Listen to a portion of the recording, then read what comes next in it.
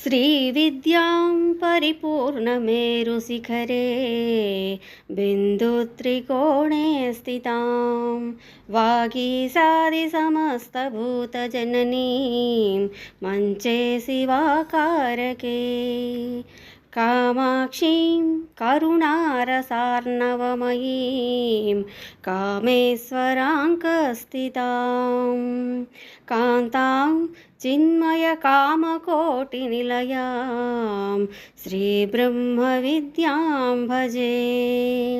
पञ्चपूजां कृत्वा योनिमुद्रां प्रदर्श्य ककार पातु शीर्षं मे एकारः पातु फालकम् एकारश्चक्षुषी पातु श्रोते रक्षे लकारकः ह्रीङ्कार पातु नासाग्रं वक्त्रं वाग्भवसञ्चिकः हकारः पातु कण्ठं मे सकारः स्कन्धदेशकं ककारो हृदयं पातु हकारो जठरं तथा लकारो नाभिदेशन्तु ह्रीङ्कारः पातु गुह्यकं कामकूटः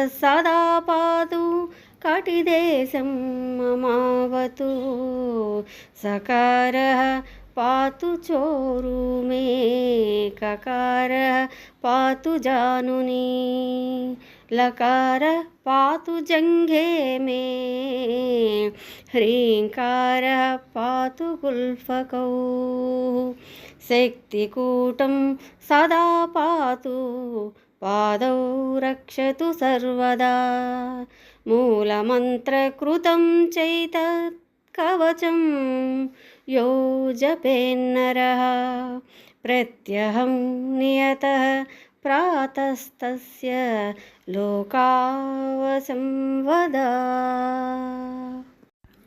इति स्तोत्रं श्रीललिताम्बिका पादारविन्दार्पणमस्तु।